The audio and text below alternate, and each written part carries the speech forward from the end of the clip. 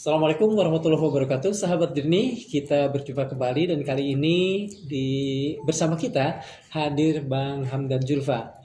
Beliau adalah presiden dari Sarekat Islam dan sekaligus seorang ahli tata negara. Dalam kapasitas yang kedua ini, kita akan berbincang-bincang tentang satu hal yang sedang menjadi perbincangan atau wacana saat ini, yaitu penundaan pemilu dan katakan saja langkah-langkah di sekitarnya lah, aksesoris di sekitarnya.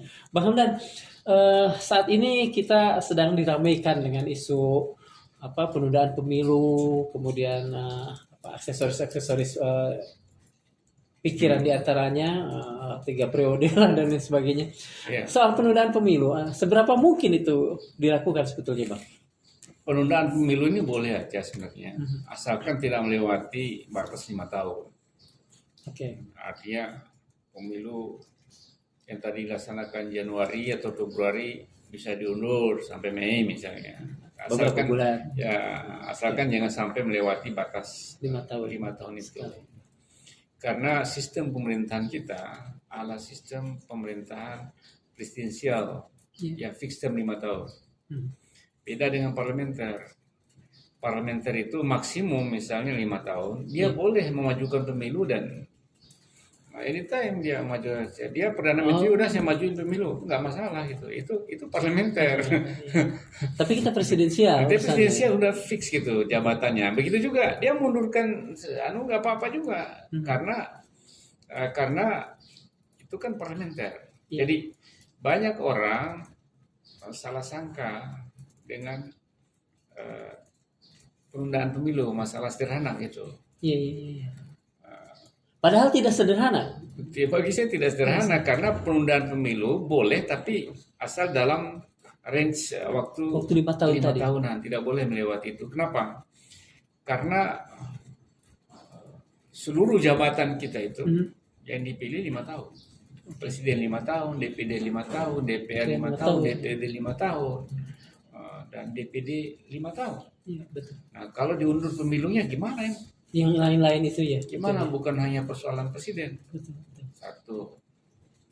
Kemudian yang kedua saya bilang, lalu presiden kan jabatan hanya 5 tahun. Lalu siapa yang perpanjang masa jabatan presiden? Kalau MPR sudah berakhir masa jabatannya, Iya. kan 5 tahun kan? Iya, betul. Siapa yang ataulah diperpanjang duluan masa jabatan presidennya untuk tapi siapa yang memperpanjang anggota MPR, DPR? Artinya persoalan ini kompleks ya, tidak sederhana. Ada yang kemudian menyederhanakannya dengan begini misalnya, kan bisa saja ada amandemen konstitusi. Apakah itu dimungkinkan, Bang? Pikiran seperti itu kan ada nih, simpang siur berseliweran saat Itu ini. bisa, kalau saya katakan bisa. Saya bilang kalau mayoritas kekuatan politik mau menunda pemilu ke mengubah undang-undang dasar, anytime dilakukan secara formal. Iya. Misalnya jabatan presiden diubah di undang dasarnya 5 tahun dan dapat diperpanjang. Bisa aja. 2 kali periode dapat diperpanjang, bisa aja diubahnya. Iya, betul. Ya kan tadi kan sudah hanya 10 tahun. Betul, dua kali gitu. Nah, diubah. Kalau kekuatan politik MPR mau ubah, why not? Secara formal ya. Iya. Betul. Kemudian misalnya udah misalnya diperpanjang gitu, maka automatically pemilu dilaksanakan. Karena dilaksanakan maka seluruh jabatan-jabatan yang dipilih oleh pemilu 5 tahun yang lalu diperpanjang secara automatically. Ditulis dalam undang-undang dasar. Di perubahan itu. Tapi ini kan politik yang jadinya. Iya. Jadi soal. Oke. Kalau misalnya tadi Abang mengatakan bahwa hal itu bisa dilakukan asal berdasarkan SOP yang asas mayoritas itu. Majority rule istilahnya. Oke. Dalam asas majority rule saat ini itu mungkin nggak dengan misalnya komposisi partai-partai pro pemerintah sekian dan oposisi yang begitu kecil? Sangat mungkin. Cuma saya dengar kemarin PDIP udah nolak, beberapa nolak. Kalau itu sih dengan demikian udah berat lah. Tapi kalau semua sepakat, misalnya koalisi pemerintah semua sepakat, ya selesai. Oke. Bisa diubah undang dasarnya. Nah, dengan misalnya bukan klausul, dengan misalnya pendapat begini bahwa yang namanya politik itu apa perubahannya sedemikian cepat dan tidak terduga kadang-kadang. Tiba-tiba misalnya kita nggak tahu dengan cara apa presiden bisa mempengaruhi sehingga ini mulus, Siap. itu bisa terjadi. Bisa aja. Nah, kalau itu terjadi, saya ingin bertanya satu hal. Sebetulnya harganya itu mahal nggak buat demokrasi Indonesia? Bagi saya sangat mahal karena satu ini akan menjadi presiden baru untuk yang akan datang. Ya. Presiden yang akan datang yang bagus akan tidak ada langsung hanya 2 periode. Satu. Kemudian ini akan merombak tatanan yang kita bangun sebagai antitesa tatanan Orde Baru. Iya. Yang kita perbaiki. Ini Akhirnya kembali lagi ke sana, betul. Kembali lagi ke masa. Bisa nggak saya mengatakan kalau itu terjadi, bisa kita mengatakan bahwa reformasi 98 sia-sia atau enggak? Ya gagal, tidak memperbaiki apa-apa. Iya. Tidak memperbaiki apa-apa. Karena kembali lagi ya. Kembali lagi. Saya katakan dulu Soeharto juga gitu. Dia bilang waktu zaman Pak Harto itu periode yang terakhir udah mau berhenti katanya. Tapi oleh Pak Harmoko saya berkunjung seluruh Indonesia, berbagai desa-desa minta bapak lagi. Iya. Terpilih, tapi 2 bulan kemudian dijatuhkan. Iya. Oleh Harmoko juga ya. Harmoko yang kemudian mengundurkan diri Ya, itu. iya. Ya makanya coba. Begini, saya kembali ke yang tadi. Ada juga kalangan agamawan yang mengatakan demokrasi ini kan bagaimanapun hanya demokrasi, hanya konvensi, hanya alat. Dia bukan, katakan saja, bukan kitab suci lah gitu ya. Sehingga kemudian apapun yang terjadi ya wajar-wajar saja kalau itu konvensi. Apakah pikiran seperti ini bisa dibenarkan?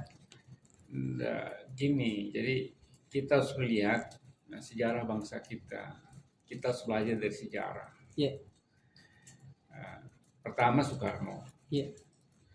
Ya, Soekarno tidak pernah merasa ingin berkuasa seumur hidup. Soekarno. Awalnya begitu ya. Awalnya. Okay. Tapi ketika hiruk pikuk semua orang memberikan dukungan, Soekarno pemimpin hebat. Terbuai juga. Akhirnya datanglah TAP MPS tahun 1994 itu mengangkat Presiden seumur hidup. Iya. Dan dia pernah bercita-cita seperti itu. Tapi presiden seumur hidup. Kenapa? Untuk menyelamatkan jalannya revolusi. Sama aja idenya. Ini menyelamatkan jalannya ekonomi. Harus lanjut gitu loh. Kan tidak ada bedanya. Itu juga dengan Soeharto. Untuk menyelamatkan pembangunan, jangan berhenti. Sama juga gitu loh. Jadi kita harus belajar dari sejarah. Bangsa ini bisa belajar dari sejarahnya sendiri atau tidak sih Bang? Makanya jangan disamai sejarah bangsa lain. Misalnya Putin, Putin kan sudah dari Perdana Menteri dari apa? Iya, itu betul. Beda. Jangan disamakan dengan itu. Jangan juga disamakan dengan misalnya Presiden Turki. Erdogan. Jangan disamakan, beda. Jadi kita ini punya pengalaman sejarah sendiri, harus kita belajar dari sejarah. Jadi ini yang jangan karena melihat contoh bangsa lain, contoh negara lain, kita menggampangkan persoalan. Karena kita sudah punya pengalaman pahit. Bang, kalau dari tadi ya kita kan mengambil contoh Pak Karno, Pak Harto. Pak Karno presiden seumur hidup, Pak Harto kemudian terus-menerus digosok agar mau gitu ya. Kemudian yang sekarang juga untuk melanjutkan pembangunan ini terus juga digosok. Yang menggosok kan kita tahu elit. Ya. Nah, sebetulnya seberapa dihargai suara rakyat di negeri ini sih oleh para elitnya sendiri? Ya, kadang-kadang kan tidak disadari. Bagi para elit kadang-kadang tidak disadari yang mana suaranya, yang mana suaranya sendiri kan. Iya, betul. Kan selalu begitu kalau sudah di atas. Jadi, tapi ada juga rakyat yang suka. Iya. Yang suka biasanya apakah itu genuine atau tidak, itu kan persoalannya. Dan seringkali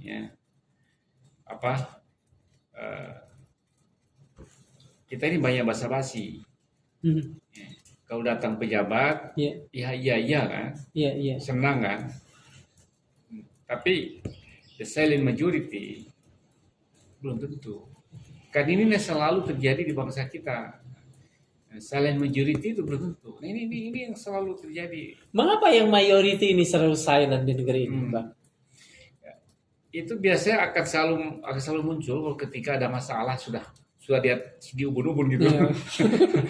Kalau mereka sudah terdesak gitu. Justru itulah yang saya khawatirkan. Iya. Saya khawatirkan dengan perjalanan bangsa ini. Kalau penunda-penunda, saya khawatir betul. Ya, khawatir kenapa? Khawatir ini terulang hal yang sama. Kita setback, habis kita lagi. Ini gara-gara 98, kita dipandang enteng betul di ASEAN. Iya, betul. Terasa betul. Gara-gara 98. Betul. Padahal kita sudah leading sebelumnya. Betul. Di ASEAN sudah leading. Tapi gara-gara itu kita setback. Nah, kita bisa terjadi hal yang sama. Kalau sekarang setback lagi, sementara kita sekarang sudah bukan leading lagi, ngaco. Pecah negara ini. Pecah, iya. Pecah. Peluangnya besar nggak, Bang? Mohon maaf ini. Bisa, kalau itu terjadi, itu peluang pecah itu bisa besar. Kenapa? Kita contoh 98, Aceh minta merdeka. Ya, betul. Secara serius. Ya.